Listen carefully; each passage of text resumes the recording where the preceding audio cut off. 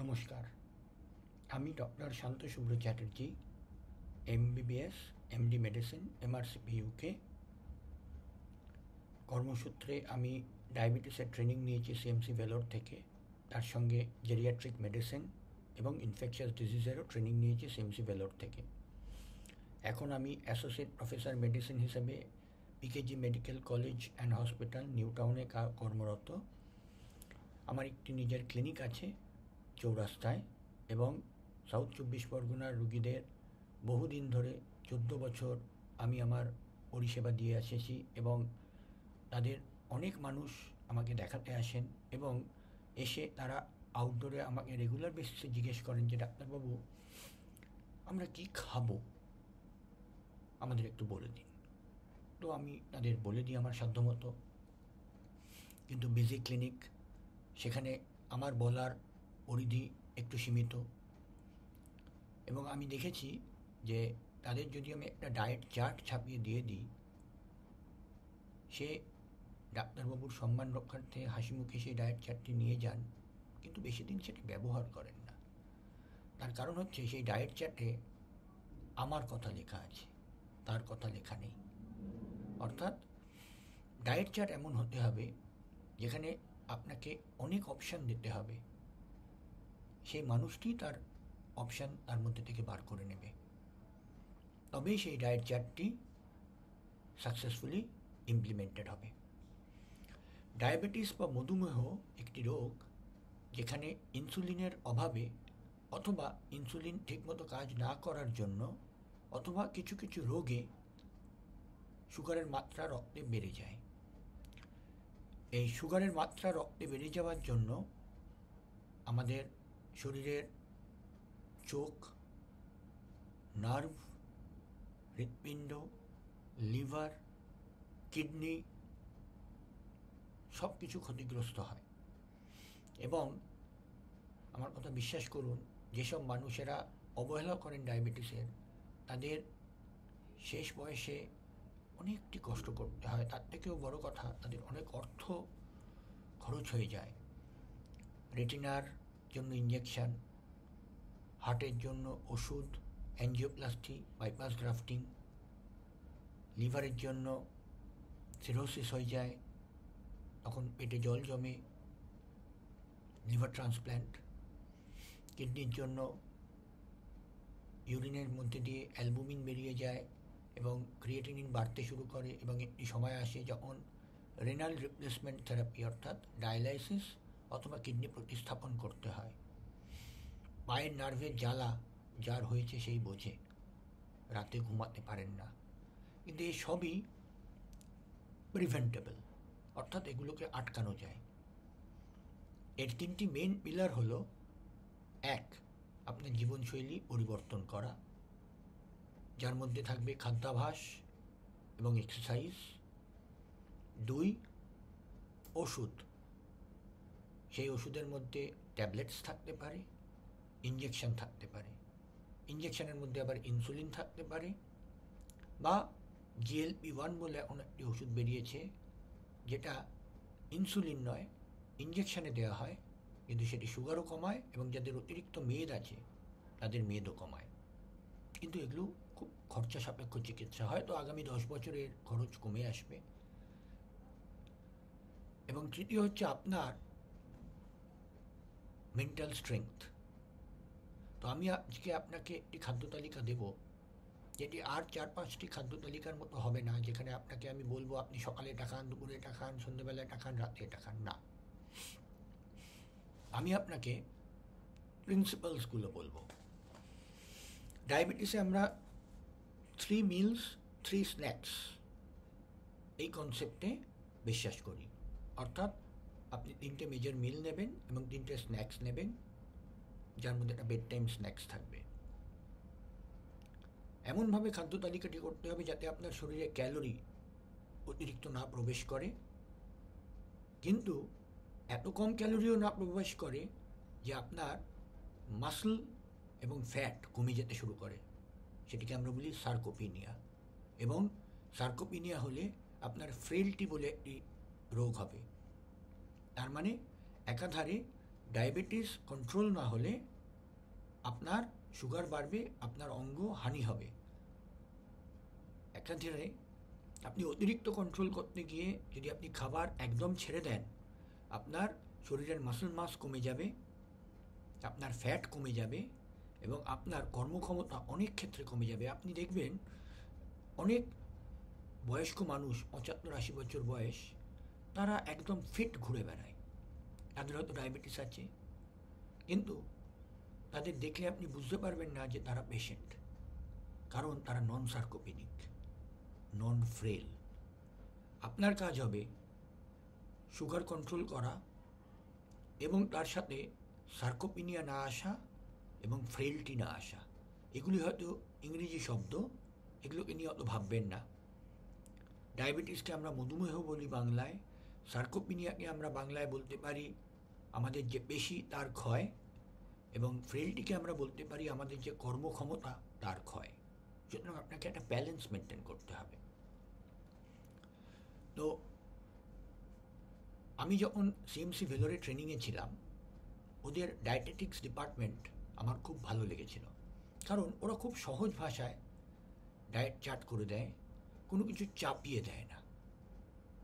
সুতরাং আপনি ধরুন একটি মানুষ যিনি সকালে ঘুম থেকে উঠলেন ভোর 7টার সময়, উঠে আপনি আড়মোড়া ভাঙলেন, আপনার স্ত্রী বলল কি খেতে দেব, আপনি বললেন আমাকে শরতোলা দুধ দাও 200 ml, অথবা দুজনে একসাথে বসে গল্প করতে করতে চিনি ছাড়া 1 কাপ চা খেলেন।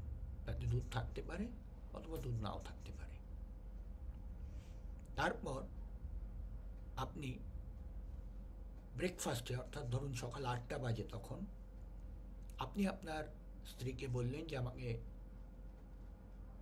3.5 চা চামচের ওটস দাও, অথবা একটা মিডিয়াম সাইজড ইডলি দাও, অথবা একটা 20 গ্রামের ব্রেড দাও, অথবা 1/2 কাপ রান্না করা ভাত দাও, অথবা একটি রুটি দাও, এবং তার সাথে 1/2 কাপ রান্না করা ডাল অথবা 1/2 কাপ রান্না করা শিম দাও।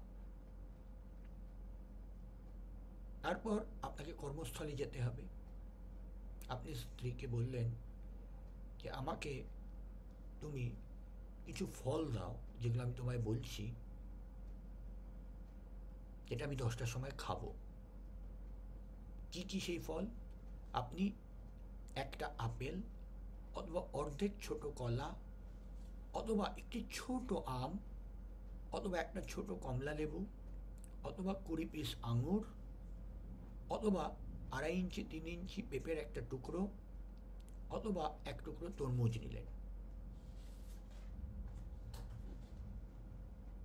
এরপরে আপনার স্ত্রীকে আপনি এটাও বলে রাখলেন যে আমি লাঞ্চ যেটা করব সেটা আপনি বাড়িতে এসে করতে পারেন, যদি আপনার সেই সুবিধা থাকে। যদি আপনি ব্যবসায়ী মানুষ হন, আপনি হয়তো বাড়িতে আসতে পারবেন, কিন্তু যদি আপনি কোনো জায়গায় চাকরি করেন, আপনার পক্ষে তো আসা সম্ভব নয়।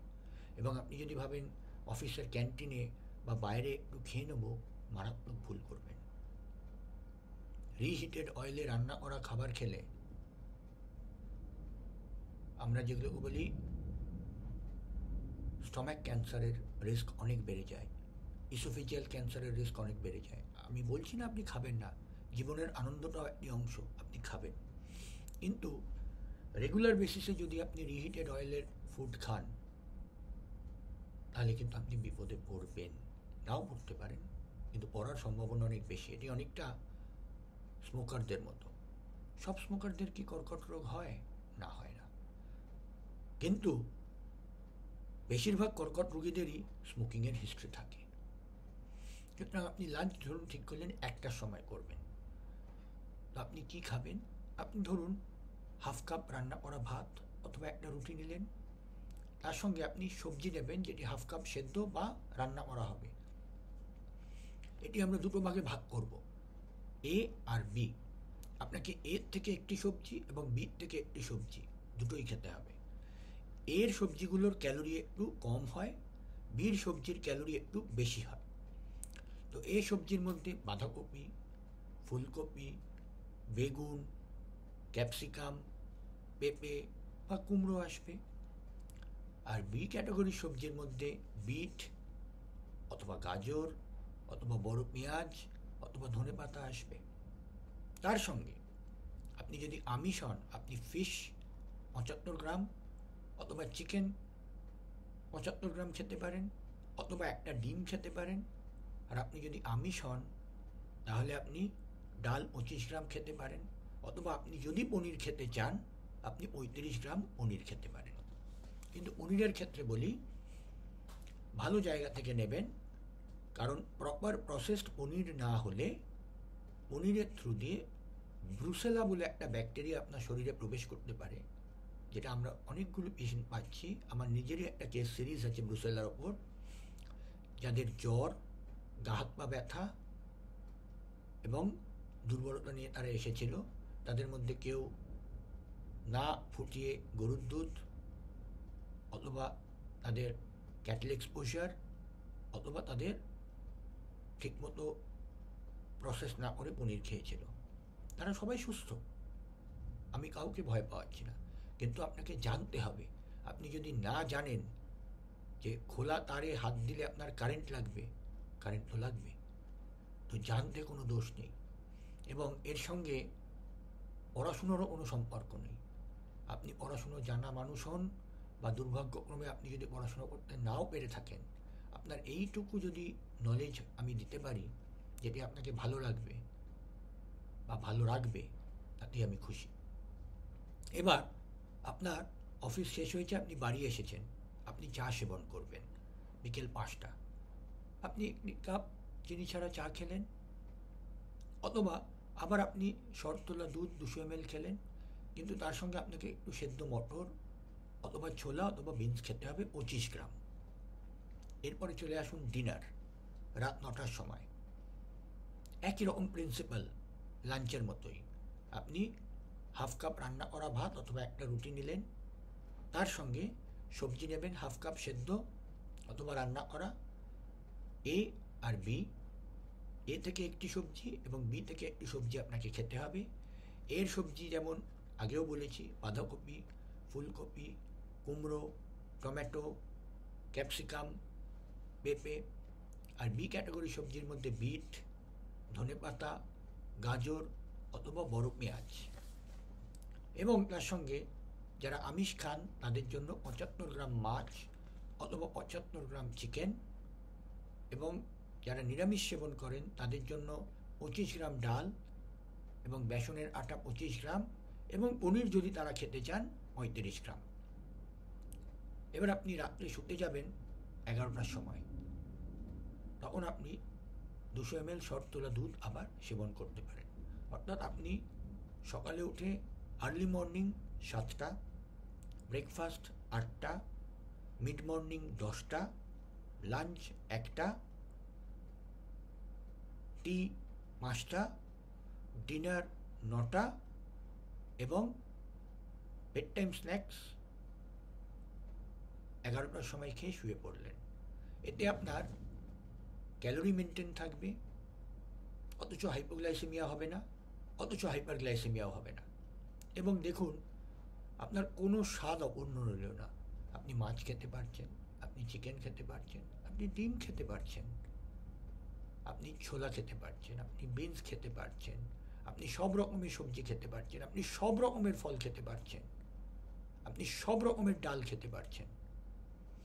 সুতরাং এটা খাবেন না, ওটা খাবেন না, এই প্রিন্সিপালের কনসেপ্ট ডায়াবেটিসে চলে গেছে। ডায়াবেটিস মানে আলাদা কোনো গ্রহের প্রাণী নয়, তারা সব খেতে পারেন, কিন্তু তার পরিমাণ পরিমিত হবে এবং তার ডিস্ট্রিবিউশন।